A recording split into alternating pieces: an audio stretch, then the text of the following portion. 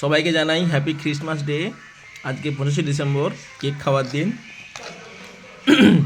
তো অলরেডি শ্বশুরবাড়ি থেকে কেক দিয়ে গেছে 2 প্যাকেট। এই যে এটা একটা প্যাকেট, আর এই যে একটা 2 প্যাকেট। আর সবার খাওয়া হয়ে গেছে, আমার জন্য এটা রেখে দিয়েছে বাবা। এই যে কাজ করে এসছে বাবা, কাজ করে এসছে দেখছো, তাই তো? সবাইকে বলো তো গুড মর্নিং, বলো ভালো ভালো করে বলো গুড মর্নিং, ভালো করে বলো গুড মর্নিং বলো। আচ্ছা, সবাইকে গুড মর্নিং। বাবা কেক খাবো? খাবো না। তো আজকের দিনে কিন্তু দীঘা বা বালুঘাটা আমাদের কাছাকাছি হচ্ছে, বালুঘাটা আর নাহলে জিউখালি। তো এগুলোতে হচ্ছে ফিস্টির ভালো পয়েন্ট। আর দীঘা তো অনেক দূর, সেটা আলাদা ব্যাপার। তো আজকের দিনে তো অ্যাকচুয়ালি মাংস আমাদের হবে না, কারণ বাড়িতে লক্ষ্মী পুজো টুজো হয়, তো ওই যে আজ আবার বৃহস্পতিবার, সেই জন্য লক্ষ্মী পুজো টুজো হবে।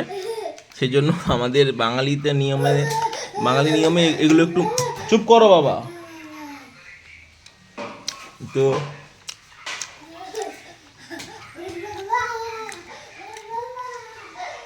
বাঙালি নিয়মে এগুলো একটু মানে সবাই। তো আজকের দিনে তাই বলে যে মাংস খাবে না এমন মানুষ এটা নয়, অনেকেই খাবে।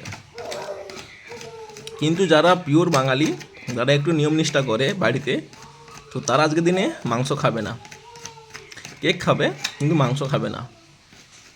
তো আমাদের মাংস অলরেডি কালকে হয়ে গেছে সন্ধ্যায়। তো শাশুড়ি মা এসেছিলো, কেক দিয়ে গেছে 2 প্যাকেট। আর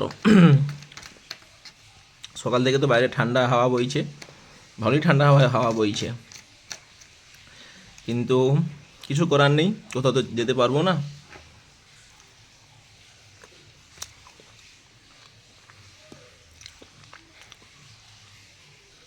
কেকটাই খাই বাড়িতে বসে,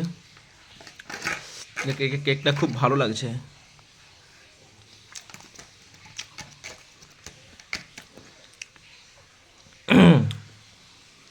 আগে যখন ছোট ছিলাম তখন বাটি বাটি কেক খেতাম, গোল গোল বাটি কেক। তখন তো কাছে অত টাকা ছিল না, তখন ছোটোবেলায়, আজ থেকে 30 বছর আগের কথা বলছি। তখন ইনকামও করতাম না, কিছু নয়।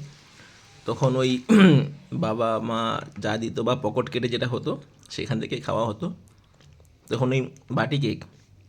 আর এখন তো মানুষের প্রচুর টাকা, কোনো কিছু ব্যাপার না। তখন অত টাকাও মানুষের ছিল না, এই জন্য তখন এত দীঘাতেও মানুষ যেতেও না, এত কিছুই হতো না। এখন মানুষের এত টাকা হয়ে গেছে, সেই জন্য সবাই যখন খুশি যেখানে সেখানে মানুষ যাচ্ছে, ভালো লাগে বেশ। সবাই কেক খাও, এটুকুই বলবো।